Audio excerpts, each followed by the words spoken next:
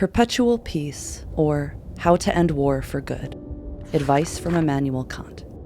People have always dreamed of peace, yet they have always waged war on each other. Truces were only a temporary pause before new bloody conflicts broke out. Will it ever be possible to achieve true and lasting peace? The German philosopher Immanuel Kant suggested an answer to this question in an essay called Perpetual Peace, a Philosophical Sketch. Kant was born in 1724. He was one of the most famous philosophers of the 18th century, and perhaps the greatest thinker of the Age of Enlightenment. Kant was from the city of Königsberg, and lived his entire life in the Kingdom of Prussia. Despite the militaristic atmosphere that prevailed in Prussia and in Königsberg itself, he was a staunch opponent of war. In 1795, during the war between revolutionary France and the European monarchies, I published my essay, Perpetual Peace. In it, I proposed several key principles for achieving peace among nations. First, peace is only possible between states with republican forms of government. In a republic, decisions about war and peace are made not by rulers, but by citizens. Second, these republics must enter into an international union and create a federation. Their relationships must be founded on international law. And third, every person should be able to travel anywhere in the world without fear of attacks or harassment.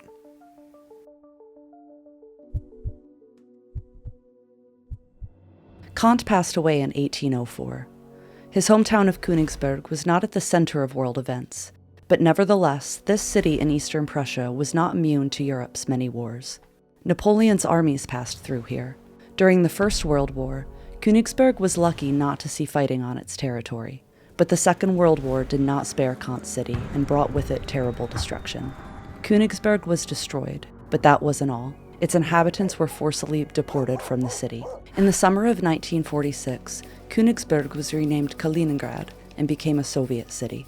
The years between the First and Second World Wars were essentially an armistice, a temporary cessation of hostilities, rather than a peace that would truly signify the end of hostilities. Despite an unprecedented scale of violence and brutality, which lasted more than 4 years and claimed the lives of millions in Europe and beyond, World War I, like any other war, did not result in the peaceful development of international relations. On the contrary, the memory of loss and suffering for millions of people was exploited by politicians and used to justify militarization. No peace treaty should be considered as such if, upon concluding it, the conditions for a new war remain in place. A peace treaty must aim to eliminate all potential causes of a future war. One of the most important obstacles to peace is a standing army. This state institution of perpetual war readiness continually creates the conditions for war by its very existence. It must disappear completely. Armies encourage states to try to outdo each other by increasing the size of their armed forces, to which there is ultimately no limit. The logic of ever-growing military expenditures dictates the necessity of war. Military action starts to look like a legitimate mechanism for solving international conflicts. After all, what else is a standing army for? In the eyes of the state, soldiers must be willing to kill and to be killed. They're mere tools to be employed by the state to achieve political and economic goals. But that view is incompatible with the human rights inherent to each of us. The violence of the Second World War far exceeded that of the bloody First World War. Yet again, there was no lasting peace. After the war, the Allies immediately divided the world into spheres of influence and entered the Cold War. The characteristic feature of this confrontation was an unprecedented level of militarization, an arms race, and most importantly, the creation and proliferation of the most destructive weapon in the world, the nuclear bomb.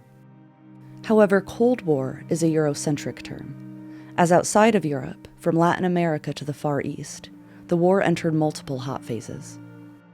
Millions of people died in this war. Tens of millions became refugees. Following the collapse of the socialist bloc in the late 1980s and early 1990s, the Cold War ended. With this collapse, new hotbeds emerged for territorial and nationalist armed conflicts.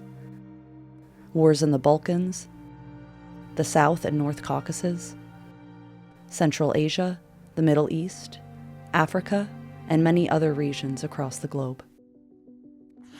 I lived in what has been called the Age of Enlightenment. In my essay, I emphasized that one of the most important conditions for the possibility of universal peace is the enlightenment and moral improvement of people. In an ideal society, perfectly moral people would refuse to resolve disputes by force of arms. This would eventually lead to the disappearance of purely militaristic institutions like armies. There are immeasurably more educated people today than in Kant's time. But education systems, schools, and universities are more often than not subordinated to the interests of a ruling class that promotes ideas of militarism and nationalism and uses both violence and war to achieve its political and economic goals. International law remains the law of the strong, and international organizations, such as the UN, have no real ability to prevent wars and ethnic cleansing. So, wars continue. But the struggle against them also continues. Many people have never stopped fighting for the cause of peace. As early as the 19th century, pacifist and anti-war movements began to form, and to this day they still seek to influence politicians and public opinion. Overcoming imperialist states, arms producers, nationalists, and religious radicals who use armed violence is no small task. Yet this is no reason to give up.